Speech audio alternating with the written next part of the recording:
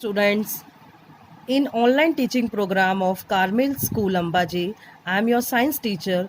Today we are take up the topic from your class 10th book, that is sustainable management of natural resource. So let's take the definition of sustainable development. So what do you mean by sustainable development? Sustainable development is the process of development which meets the needs of present generation without compromising the ability of the future generation to meet their own needs. Sustainable development का मतलब है कि ऐसा development जिससे कि present generation के साथ हमें आगे के जनरेशन के लिए भी ज़रूरत के हिसाब से कॉम्प्रोमाइज़ करके हमें चलना है. दैट मीन्स सस्टेन करके हमको चलना है अपनी ज़रूरतों को. Anything in the environment which can be used is called a natural resource. So what is natural resource?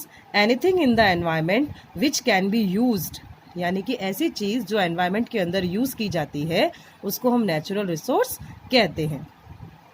अब मैनेजमेंट ऑफ नेचुरल रिसोर्स यानी कि नेचुरल रिसोर्स का मैनेजमेंट आपको कैसे करना है.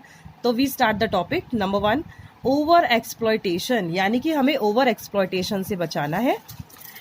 Second is equitable use of resources, जो equitable यानी कि हमें इक्वल तरीके से अपने रिसोर्सेज का यूज करना है, यानी कि उसको वेस्ट हमें नहीं करना है. Third one is population. Population के अकॉर्डिंग में हमें ध्यान रखना है और इसके हिसाब से हमारे जो भी नेचुरल रिसोर्सेज हैं उसका मैनेजमेंट आपको करके रखना है.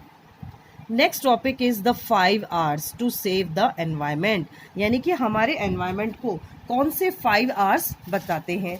Number 1 is refuse, number 2 reduce, number 3 reuse, number 4 repurpose, number 5 recycle. तो वन बाय वन इनको हम डिटेल में पढ़ेंगे. First one is refuse. Refuse means to say no to things people offer you that you don't need, यानी कि इसका मतलब ये हुआ भले ही कोई चीज़ आपको ऑफर करता है दूसरा व्यक्ति बट आपको उसकी ज़रूरत नहीं है, तो say no to single use plastic carry bags, और आपको कैरी बैग्स यानी जो प्लास्टिक कैरी बैग्स हैं उसका यूज़ नहीं करना है. Second one is reduce. Reduce का मतलब है this means that you use less. You save electricity by switching off unnecessary lights and fans.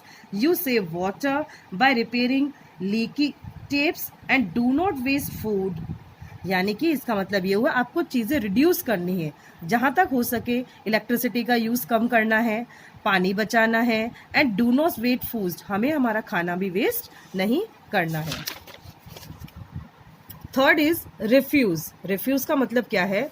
In the reuse strategy you simply use things again and again, यानी कि reuse मतलब है कोई भी चीज़ को हमें अगेन अगेन उसका यूज़ करना है. जैसे कि एग्जाम्पल रिवर्स द एनवेलप. कोई एनवेलप आपके घर पे आता है तो उसका रिवर्स पार्ट भी आप उसका यूज़ कर सकते हैं.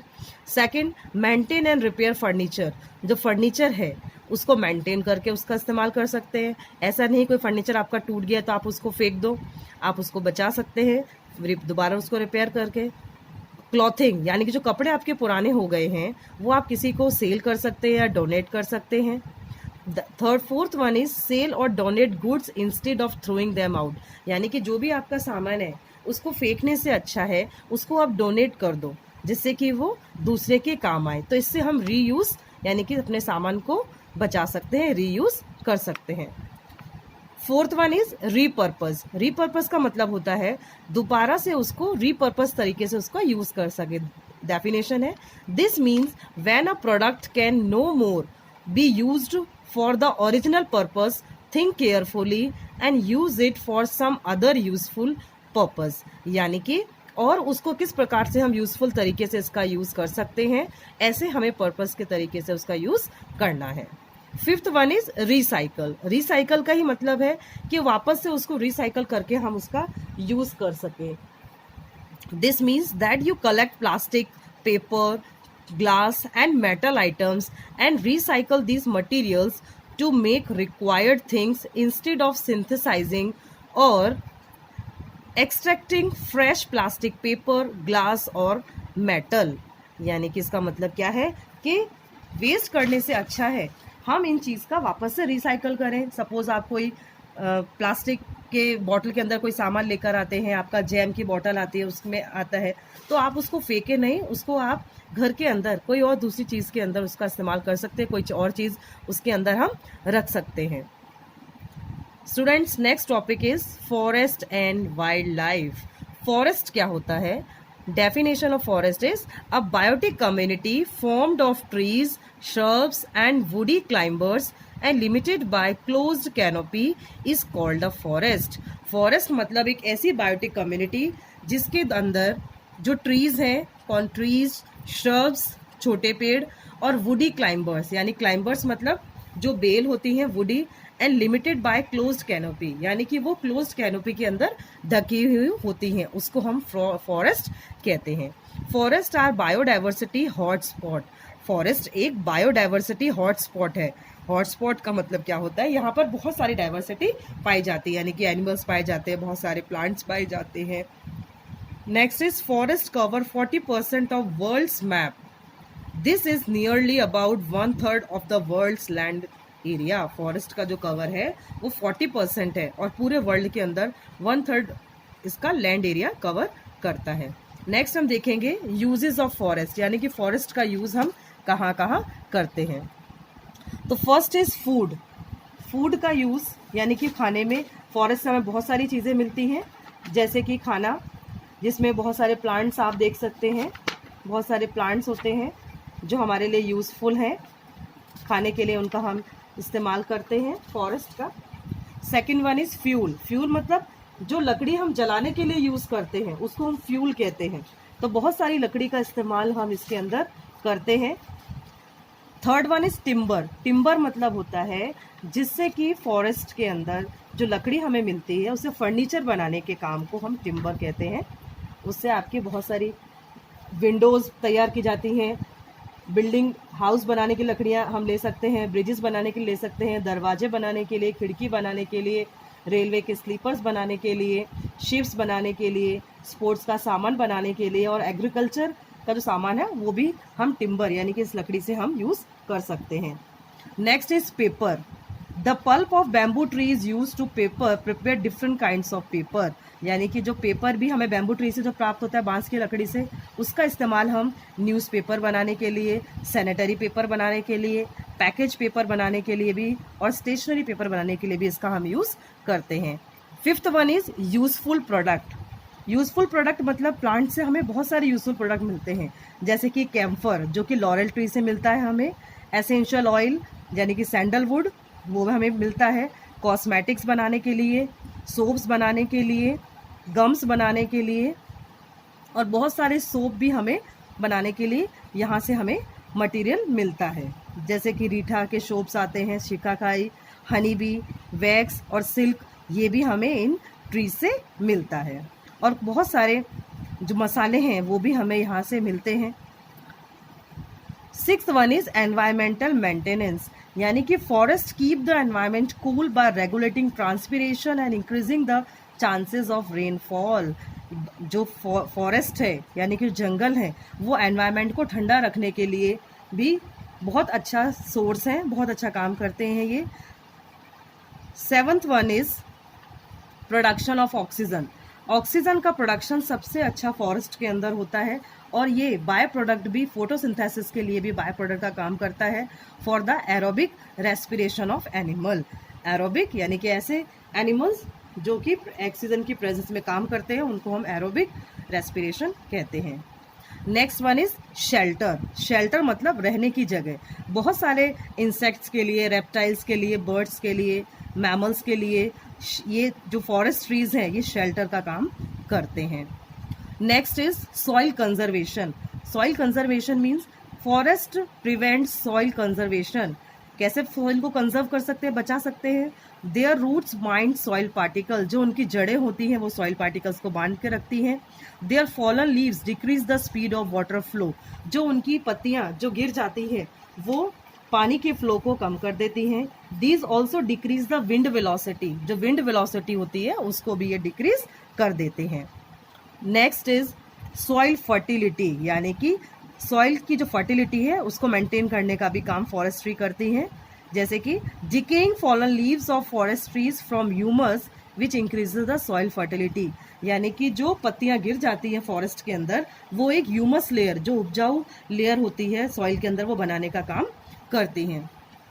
Next one is regulation of hydrological cycle. जो भी हाइड्रोलॉजिकल साइकिल चलती हैं एनवायरनमेंट के अंदर, उनका रेगुलेशन भी ये टाइम टाइम पर फॉरेस्ट के द्वारा किया जाता है। स्ट्रीम, स्प्रिंग, वेल और रिवर्स के अंदर जो भी पानी प्रोवाइड करने का काम है, वो भी ये करते हैं। इनको हम हाइड्रोलॉजिकल साइकिल कहते हैं। नेक्स्ट इज पॉल्यूशन मॉडरेटर, यानी कि जो फॉरेस्ट है ये एयर पॉल्यूशन को भी कम करने का काम करते हैं। नेक्स्ट इज एस्थेटिक इम्पोर्टेंस, यानी कि जो फॉरेस्ट है उनकी बहुत ज़्यादा एस्थेटिक इम्पोर्टेंस भी है, जो कि हमें किस में यूज़ करते हैं, आर्ट और लिटरेचर और म्यूज़िक, बहुत सारे जो हमें चीज़ें हैं वो यहाँ से हमें फॉरेस्ट से मिलता है। Students, next topic is stakeholders. ये स्टेक होल्डर्स कौन होते हैं?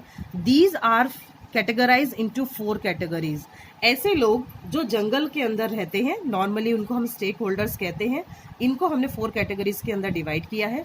Number 1 is people who live in और around forest are dependent on forest produce for various aspects of their life, यानी कि ऐसे लोग जो जंगल के आसपास रहते हैं और फॉरेस्ट के सामान के ऊपर ही वो टोटली डिपेंड होते हैं। उनकी जो पूरी लाइफ है वो फॉरेस्ट के अंदर ही डिपेंड होती है, वहीं से वो अपना सर्कुलेट करते हैं लाइफ को।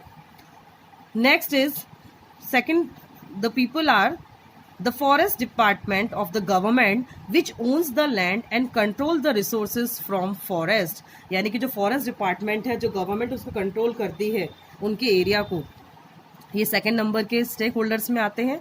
थर्ड आते हैं इंडस्ट्रियलिस्ट, यानी कि जो ऐसे industrialist from those who use tendu leaves, जो तेंदू लीव्स है टू मेक बीडीज बनाने के लिए इसका इस्तेमाल किया जाता है, to the ones with the paper mill, यानी कि ऐसे इंडस्ट्रियलिस्ट जो कि बहुत सारी जो लीव्स का इस्तेमाल करते हैं, उनके वो भी स्टेक होल्डर्स के अंदर आते हैं। Fourth one is wildlife and the nature enthusiast who want to conserve nature in its pristine form, यानी कि बहुत सारी जो वाइल्ड लाइफ है, इंथुजियास्ट लोग हैं, वो भी इसको बचाने का काम करते हैं, यानी कि इसको कंजर्व करने का काम करते हैं। Next is people participation for conservation of natural resources, यानी कि ऐसे बहुत सारे समाज सेविका है, समाज सेवक हैं, जिन्होंने हमारे नेचुरल रिसोर्सेज को, यानी कि हमारे जो संसाधन है, इनको बचाने का काम किया। जिसमें पहला हम ले रहे हैं चिपको मूवमेंट। चिपको मूवमेंट कब स्टार्ट हुआ था? 1972 के अंदर। जो इलिटरेट यानी कि जो अनपढ़ ट्राइबल वीमेन थी, ट्राइबल मतलब जो आदिवासी वीमेन थी, of a small hilly village, जो small hilly village of upper reaches of Himalayas commenced this unique movement, यानी कि जो हिली एरियाज के अंदर जो ट्राइबल जाति की जो लोग वीमेन्स थी वहां पर रहती थी, उन्होंने इस प्रोग्राम को स्टार्ट किया against the exploitation of forest, यानी कि फॉरेस्ट को बचाने के लिए, बाय द टिम्बर मर्चेंट, जो टिम्बर मर्चेंट, जो लालची मर्चेंट्स हैं, उनसे बचाने के लिए उन्होंने ये प्रोग्राम स्टार्ट किया था। And this demonstration transformed into first Chipko movement in Mandal village of Chamoli district in April 1773, और सबसे पहले जो इसका डेमोन्स्ट्रेशन था वो मंडेल विलेज के अंदर, चमोली डिस्ट्रिक्ट के अंदर किया गया था, अप्रैल 1973 के अंदर। This movement was led by Shri Sunderlal Bahuguna, ये जो मूवमेंट है ये सुंदरलाल बहुगुणा के द्वारा स्टार्ट किया गया था। एंड श्री चंदी प्रसाद भट्ट, यानी कि ये जो 2 लोग थे, इन्होंने इस मूवमेंट को आगे बढ़ाया। सेकंड हम लेंगे इसमें अमृता देवी बिश्नोई इन 1731, जो अमृता देवी बिश्नोई थी 1731 में sacrifice her life along with 363 others for the production of Khejri district in Khejarli village near Jodhpur in Rajasthan. Amrita Devi Bishnoi award भी दिया जाता है, उन्होंने अपनी लाइफ सेक्रीफाइस करी थी इस खेजरी डिस्ट्रिक्ट के अंदर, उन्होंने खेजरी ट्री को बचाया था। थर्ड वन इज साल फॉरेस्ट ऑफ वेस्ट बंगाल इन 1972, जो साल फॉरेस्ट था वेस्ट बंगाल का, The West Bengal Forest Department recognized its failure in reviving the degraded Sal forest in the southwestern district of the state. यानी कि उन्होंने क्या किया, जो साल फॉरेस्ट जो खत्म होने वाला था उसको वापस से उन्होंने रिवाइव किया. And traditional methods of surveillance and policing had led to complete alienation of the people from the administration, resulting in frequent clashes between forest officials and villagers. यानी कि बहुत सारे लोगों ने इसमें काम किया, बहुत सारे ऑफिसर्स थे, उन सब ने इसको कंजर्व करने का काम किया था. Next student, our topic is water for all. Water for all का मतलब होता है पानी सबके लिए, तो हमें उस पानी को बचाना है. Water covers about 3/4 of the earth surface. लगभग 3/4 सरफेस का अर्थ कवर करता है पानी. And constitute 60 to 70% of the total body weight of living organism. और जो लिविंग ऑर्गेनिज्म के अंदर कम से कम ये 60 to 70% कवर अप होता है. इसके अंतर्गत हम लेंगे, सबसे पहले हम लेंगे डैम्स. पानी बचाने के लिए डैम का इस्तेमाल किया जाता है. Number of dams in India are more than 1550 with state wise distribution. Bharat के अंदर लगभग 1550 डैम है. स्टेट वाइज इनका डिस्ट्रीब्यूशन कुछ इस प्रकार से है. सबसे पहले महाराष्ट्र के अंदर लगभग 600, गुजरात के अंदर लगभग 250 और मध्य प्रदेश के अंदर लगभग 130 डैम्स हैं. नेक्स्ट देखेंगे हम स्टूडेंट्स हाईएस्ट डैम. सबसे हाईएस्ट डैम कौन सा है, तो वो है Tehri dam on river Bhagirathi in Uttarakhand. Uttarakhand के अंदर तेहरी डैम जो रिवर भागीरथी पर बना हुआ है वो सबसे हाईएस्ट यानी कि सबसे ऊंचा डैम है. Next one is largest in capacity. तो आपको इसमें कंफ्यूज नहीं होना है स्टूडेंट्स कि हाईएस्ट डैम और लार्जेस्ट डैम कौन सा होता है. तो लार्जेस्ट में आप लिखेंगे Bhakra dam on river Sutlej in Himachal Pradesh, और हाईएस्ट में आप लिखेंगे Tehri dam on river Bhagirathi in Uttarakhand. Okay, so don't be confuse in this two words, highest and largest. Next is Indira Gandhi canal. Indira Gandhi canal has brought greenery to large areas of Rajasthan. Rajasthan के अंदर जो Indira Gandhi canal है इसने बहुत ज्यादा हरियाली फैलाई है राजस्थान के अंदर. Next one is Sardar Sarovar dam जो गुजरात में है और रिवर नर्मदा पर बना हुआ है. तो ये भी बहुत अच्छा डैम है. सेव द नर्मदा मूवमेंट, इसी के कारण नर्मदा मूवमेंट का सेव करने का जो प्रोग्राम है वो भी श्री नरेंद्र मोदी जी ने स्टार्ट किया था.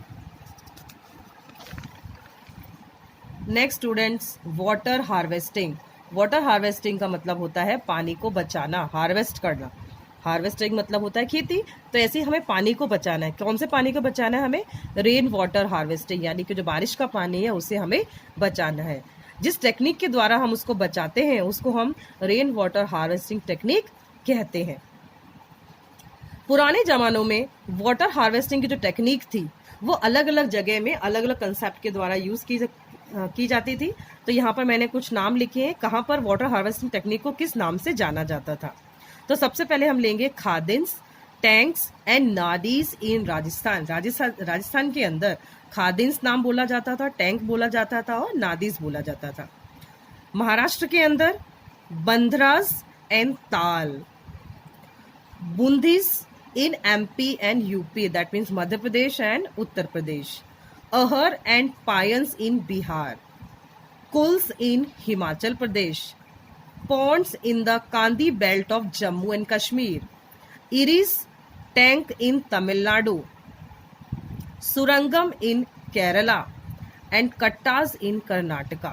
तो ये आपके क्वेश्चंस बहुत इंपॉर्टेंट है. 1 मार्क में भी और 2 मार्क में भी आपको पूछ सकते हैं कि कहाँ पर किस नाम से वाटर हार्वेस्ट टेक्निक को जाना जाता था. तो आप ये बच्चे इसको इंपॉर्टेंट मार्क कर लेंगे, बहुत इंपॉर्टेंट टॉपिक है ये. नेक्स्ट एडवांटेजेस, यानी कि इसके क्या फायदे हैं. जो स्टोर है ग्राउंड वाटर है उसको स्टोर करने के क्या फायदे हैं, आप क्या इससे इंपॉर्टेंस है, क्या इंपॉर्टेंस है. तो number 1 is it reduces run of loss and avoid flooding, यानी कि बाढ़ से हमें बचाता है ये. It meets the increasing demand of water. पानी की जो डिमांड है बढ़ती है क्योंकि हमारे देश की पॉपुलेशन बहुत ज्यादा है, तो इसकी डिमांड को भी ये रिकवर करता है. Next one is reduces power consumption, जो पावर कंजप्शन है उसको कम करने का काम भी ये करता है। Next one, it improve soil moisture and decreases soil erosion. जो सॉइल मॉइस्चर है, जो सॉइल की नमी है उसको बनाए रखता है, क्योंकि हम अंडरग्राउंड पानी स्टोर करते हैं। एंड डिक्रीजेज सॉइल इरोजन, जो सॉइल इरोजन होता है यानी कि जो इंपॉर्टेंट सॉइल की जो लेयर होती है जो पानी के द्वारा बह जाती है, उसको भी हम इससे प्रिजर्व कर सकते हैं। हमारे भारत के अंदर वाटरमैन नाम से एक व्यक्ति को जाना जाता है, उनका नाम है डॉक्टर राजेंद्र सिंह। राजेंद्र सिंह को हम वाटरमैन भी कहते हैं। He won the Stockholm water prize in 2015 के अंदर इनको वाटर प्राइज मिला था। ओके स्टूडेंट्स, तो ये भी आपका इंपॉर्टेंट है 1 मार्क क्वेश्चन कि किसको हम वाटरमैन के नाम से जानते हैं। Next topic is coal and petroleum. बच्चों, आप इन वर्ड से फैमिलियर होंगे, हमने क्लास 8th में भी पढ़ा था कोल एंड पेट्रोलियम के बारे में। तो कोल एंड पेट्रोलियम ऐसे फॉसिल फ्यूल्स हैं जो कि हमें कहाँ से मिलते हैं, जमीन के अंदर से मिलते हैं। And millions of years ago, ये एक दिन में तैयार नहीं होते हैं, इनको कम से कम मिलियंस ईयर्स लगते हैं। कोल, तो नंबर 1 हम लेंगे coal. Coal is composed of carbon and hydrogen along with oxygen. जो कोल है इसके किससे कंपोज होता है, किससे बना होता है? कार्बन होता है, इसके अंदर हाइड्रोजन होता है और कुछ पार्टिकल ऑक्सीजन होता है। कोल को हमने 3 पार्ट्स में डिवाइड किया है, पीट, लिग्नाइट और एंथ्रासाइट। जो पीट कोल है वो इंफीरियर क्वालिटी का होता है, यानी कि थोड़ा सा कम होता है, इसकी इंपॉर्टेंस कम है। देन एंथ्रासाइट बहुत हायर क्वालिटी का होता है, सुपीरियर इसको हम कोल कहते हैं। इसके अंदर 92 to 98% कार्बन पाया जाता है। Second one is petroleum. Petroleum it is a cleaner fuel and easy to transport. ये एक क्लीनर फ्यूल है और इसको हम इजीली ट्रांसपोर्ट में यूज कर सकते हैं। Crude oil is purified and refined by fractional distillation. जो क्रूड ऑयल है इसको हम फ्रैक्शनल डिस्टिलेशन के प्रोसेस से प्राप्त करते हैं और बहुत सारे प्रोडक्ट्स भी हमें मिलते हैं फ्रैक्शनल डिस्टिलेशन से। हमने पूरा ये डिटेल 8th क्लास में पढ़ा था फ्रैक्शनल डिस्टिलेशन का। यहाँ पर आपको हम पूरा डिटेल नहीं पढ़ाएंगे, हम कुछ आपको पॉइंट्स ही बता रहे हैं। Several products like petrol, diesel, kerosene, lubricating oil, plastic are obtain during this process. इस प्रोसेस के द्वारा हमें ये सारी चीजें प्राप्त होती हैं। स्टूडेंट्स, यहाँ पर मैंने कुछ आपके लिए इंपॉर्टेंट फुल फॉर्म भी लिख कर रखे हैं, बहुत इंपॉर्टेंट है ये, 1 मार्क 2 मार्क में आपको पूछ सकते हैं एग्जाम में। जैसे कि फर्स्ट इज OPEC, इसका फुल फॉर्म है organisation of petroleum exporting countries. Second one is LPG, ये आपको पता ही होगा, liquefied petroleum gas. Third one is OTE यानी कि ocean thermal energy. Fourth one is BOD, biological oxygen demand. Fifth one is DO, that is dissolved oxygen. तो बच्चे, आपको ये सारे जो फुल फॉर्म्स हैं ये कंप्लीट करने हैं। नेक्स्ट, जो हमने पूरा चैप्टर पढ़ा उसका हमें ओवरव्यू करना है। Okay, so last topic is an overview of natural resource management, यानी कि जो नेचुरल रिसोर्स है इसको आपको कैसे मैनेजमेंट करना है। तो हम यही पढ़ चुके हैं, नेचुरल रिसोर्स को हमने 2 पार्ट्स में डिवाइड किया है, रिन्यूएबल और non renewable natural resources. Renewable मतलब जिनको हम रिन्यू कर सकते हैं, बार बार हम इसको रिन्यू कर सकते हैं, उनको हम रिन्यूएबल रिसोर्स कह सकते हैं, जैसे कि air and water. Second one is non-renewable, that cannot be renewed and again and again. They take millions of years ago. हम पढ़ चुके हैं, अभी हमने पढ़ाया आपको कि कोल एंड पेट्रोलियम एक दिन में तैयार नहीं होता है, ये बहुत सालों में यानी कि मिलियंस ऑफ ईयर्स लगते हैं, तब जाके हमारा कोल और पेट्रोलियम तैयार होता है। तो हमें इनका इस्तेमाल कम करना है। Main aims of natural resource management, जो नेचुरल रिसोर्स मैनेजमेंट है इनका मेन एम क्या है, यानी कि मेन जो एम है किस प्रकार से हमें इसके बचा के रखना है। तो first is to maintain essential biological process, यानी कि कौन कौन सी बायोलॉजिकल प्रोसेस होती हैं हमारी जरूरी, फूड चेन, फूड वेब, ये सारी एसेंशियल प्रोसेस है। और ये life support system of the earth, ये हमारा जो लाइफ सपोर्ट सिस्टम का भी ये काम करता है। Second one is to ensure the availability and sustainability of resources. इसका मतलब क्या होता है, to assure survival of all the species in a healthy and easy manner. जो भी इस एनवायरमेंट के अंदर जो भी स्पीशीज रह रही हैं, सर्वाइव कर रही हैं, उन सबको आपको हेल्दी बना के रखना है। Third one is to preserve biodiversity, जो हमारी बायोडाइवर्सिटी है उसको भी हमें प्रिजर्व करके रखना है, जिससे कि आगे समय में भी ये बच कर रह सके। Individuals and community both play important role in sustainable development by conserving. यानी कि एक अकेले का काम नहीं है इन सबको नेचुरल रिसोर्स को कंजर्व करना, हमें अकेले से और पूरी कम्युनिटी को मिलकर इसका काम करना है और हमें बचाना है, पानी को बचाना है, हमें एनर्जी से बचाना है और हमारी सॉइल को भी बचाना है। एफॉरेस्टेशन हमें नहीं ज़्यादा से ज़्यादा करना है, डिफॉरेस्टेशन नहीं करना है, जिससे कि हमारी सॉइल भी बच सके। जो प्रमोट एनवायरमेंटल एजुकेशन प्रोग्राम, यानी कि इसके लिए हमें क्या करना है, एनवायरमेंटल एजुकेशन प्रोग्राम भी समय समय पर चलाने हैं and awareness through our education system. हमारा जो एजुकेशन सिस्टम है उसके थ्रू हमें समय समय पर प्रोग्राम ऑर्गेनाइज करने चाहिए, जिससे कि लोग इसके बारे में जान सके कि हमें नेचुरल रिसोर्स को बचाने की क्यों ज़रूरत है। And mass media to develop a feeling of belongingness to earth. और जो मीडिया वाले हैं, जो हमें टीवी है, न्यूज़ चैनल्स हैं, इनको भी इसके लिए बहुत ज़्यादा काम करना चाहिए और लोगों को समझाने की कोशिश करनी चाहिए कि that call the earth thinking from childhood. यानी कि बचपन से ही, चाइल्डहुड डेज से भी हमें बच्चों को सिखाना है कि जो हमारा एनवायरनमेंट है ये कितना वैल्यूबल है, आपको इसको बचाना है, इसको प्रिजर्व करना है। ओके स्टूडेंट्स, तो आपको ये टॉपिक समझ में आ गया होगा जो भी मैंने आपको समझाया है। ये सारे इंपॉर्टेंट टॉपिक्स हैं जो क्लास 10th के बोर्ड एग्जाम में पूछे जाते हैं, तो इनको आप वापस से रिकॉल करेंगे। Thank you.